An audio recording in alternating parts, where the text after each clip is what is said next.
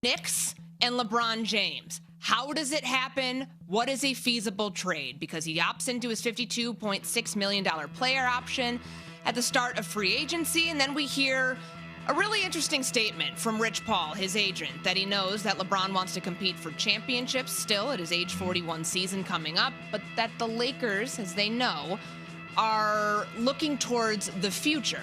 So a lot of uncertainty within what he was saying, some reading between the lines. Like, when I say the word New York Knicks, LeBron James, can you fathom how that would work, even if just without knowing the X's and O's of a trade proposal? Does that make any sense in the world? A place for him to play outside of Los Angeles? It makes sense if the idea is to compete for a championship. This is a Knicks team that should have been in the finals, right? If you avoid the Game 1 collapse, you're in, I feel like. Because Game 7 against the Pacers would have been in Madison Square Garden. I think the Knicks win that. So from that perspective, it makes sense. But, what would they have to give up to get him in a trade? How many games can he play? But I'll tell you this. Let's say it happened. Let's say LeBron goes to New York. Let's say he wins a championship. It would end the Jordan-LeBron conversation because he would never be number one, I think, on any reasonable person's list if that's how he got his fifth championship. So he can do it, but the conversation about the GOAT would be over, in my opinion, if he took that route. Yeah, that's an interesting point. Why? Why would you put – why do you – just because he had to jump to so many teams to do it? Yeah, this is cheating, right? If you tell me obviously what he did in Miami, young guy joining forces, fine. Won it validly in Cleveland, Kevin Love, Kyrie Irving. And then, people say what they want about the bubble. Everyone was in the bubble, right? So you can't just knock the Lakers for winning the championship. But if at 41 he joins a Knicks team and they win a championship, I just don't give him the credit if that's the scenario that happens compared to Michael Jordan. And I don't want to do the Jordan-LeBron thing all day. But for me, the GOAT conversation would end. He would be ineligible on my list if that's the route he took to his fifth championship. Okay, so that would potentially not be the storybook ending for LeBron James in Myron Medcalf's mind.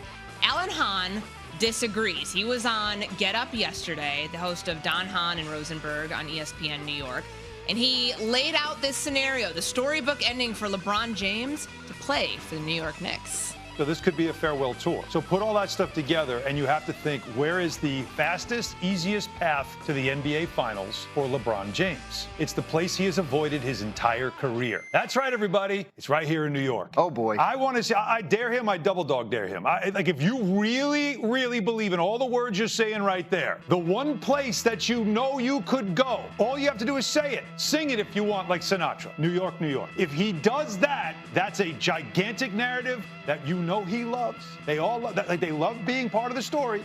And it's a place that you could say, if he comes here, there is a path to the NBA Finals. And let me remind everybody, this New York franchise, the Knicks, more than a half century since they won a championship. He has 4. He's not going to catch Michael Jordan with 6, right? But a lot of people think if you win one here, it's equal to 2. So just think about that. If you want the best story possible, because I'm all about the story, LeBron to New York is the best story. Wow. Boy, there's a lot to unpack there. And I think what Alan Hahn, who was on Get Up, said that really intrigued me at first was basically, Myron, what you were pointing out, that this is the easiest path towards a championship. So some might not actually validate that in the overall LeBron versus Michael Jordan conversation, which is its own conversation in its own right. Yeah. We don't have to have that. But, to make this work, because we've talked about other superstar players potentially going to the Knicks to upgrade this roster, which has already had a lot of upgrades. They just went out and signed Mike Brown as their head coach, and the expectation is, you're just in the Eastern Conference Finals. You don't make that move unless you expect to be in the NBA Finals competing for a real championship in year one under your new head coach. If you're doing this, if you're pairing him with Jalen Brunson, with Karl Anthony Towns, you're parting ways with some of your really pivotal role players, whether it's Mikal Bridges, whether it's Josh Hart, starters and guys on the bench as well. It's a bold swing. And if this is a franchise that's looking for its first championship in 50 years, which they are, and they've shown that doesn't matter how relevant your team is made under anybody, that if it's not a championship, it's not enough. I could certainly understand why they'd be one of the 29 other teams that would be interested in his services. I just can't figure out, is it a trade? Is it a buyout? Like, how does he actually get there?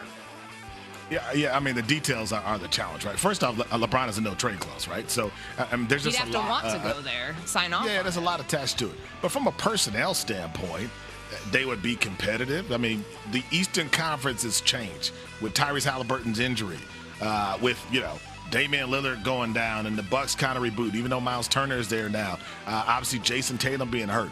So right now, the team at the top is Cleveland, which hasn't proven anything. I don't think a lot of people believe in them. So the Eastern Conference feels wide open. So I could understand why the Knicks would say, yeah, bring on LeBron.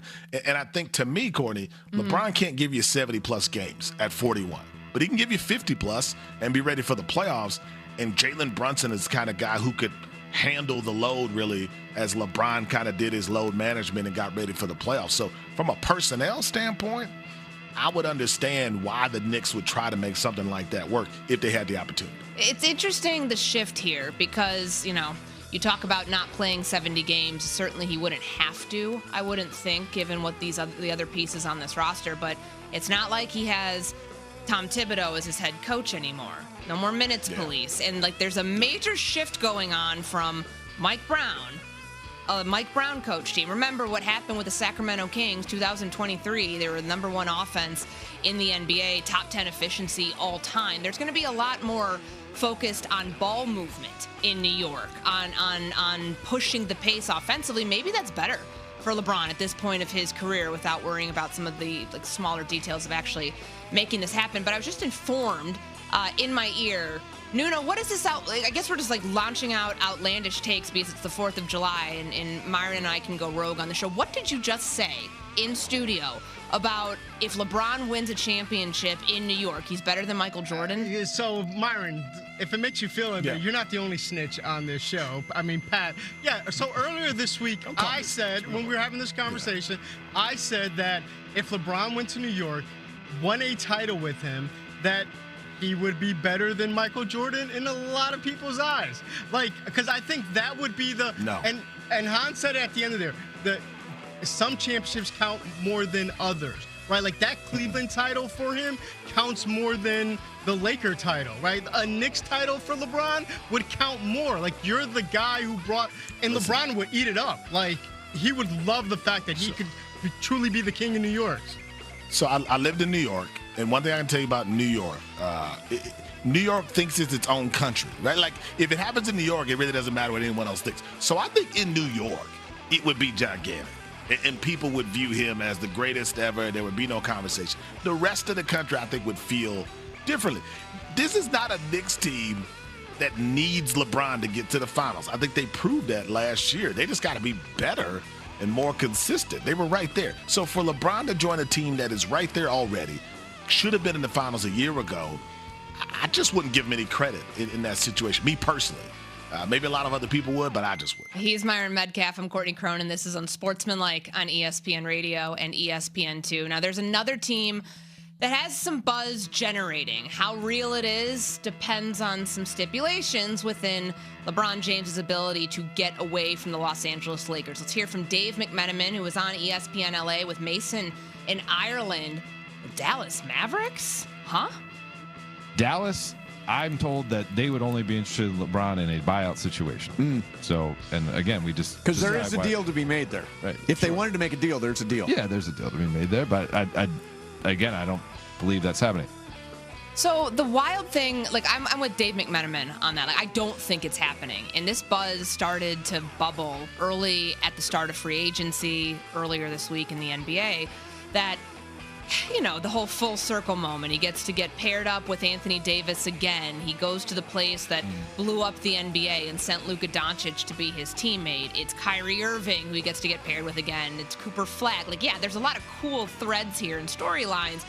I can't see this working with the Dallas Mavericks for a handful of reasons, one of which being, why would the Lakers do business with them? If this is only a buyout scenario, that's one thing. We'd heard buzz about whether LeBron wants to go to Dallas long before right now. I don't see this being feasible, though, considering what transpired between the two teams this past offseason. Now you're just going to send LeBron back to a team that would probably beat you in the playoffs? That doesn't make much sense. No, obviously, Nico and Rob Pelinka are buddies, so But you only get one of those trades. You can't be trying to blow up the NBA every single year at the trade deadline with another move like that. There's no way that the commissioner would allow that. They had coffee and Luka got traded. Maybe they do this at happy hour. It could happen, I feel like, considering how Nico views things. But for me, I don't have to do it if I'm the Mavericks. If Kyrie gets healthy, and he should be healthy potentially by the All-Star break. If Anthony Davis stays healthy, you're bringing in Cooper Flagg, who to me is the most complete one-and-done talent I've seen over the last 20 years. You have the pieces. You're in a good spot. I don't know why you'd want to go out and get, again, a LeBron James who's going to turn 41 in the middle of next season. Mm-hmm. So I think you're already in a good place. I don't know that that's the team. If you're LeBron James, especially it keeps you in the Western Conference, why would you stay in the Western Conference if the goal is to win a championship? This kind of feels like the conversation that some people on our affiliate in Cleveland are having right now. Could he possibly find his way back to Cleveland to end his career? We could literally go on and on, every single team, 1 through 29, outside of the Los Angeles Lakers, to find the right fit. It's really difficult, though, because of the contract itself, because of the control that he has, and he's going to go out on his terms. We know that much. I just don't know if either of those teams make a whole ton of sense for what LeBron wants with his legacy. We'll put a pin in this, come back to it in a bit. I mentioned the superstar conversation. There was an interesting podcast note that I want to get into here. A two-time NBA champion said that Donovan Mitchell, Tyrese Halliburton are not superstars. Is he right? We get into that next. Courtney Cronin, Myron Medcalf with you here on Unsportsmanlike, ESPN Radio and ESPN2.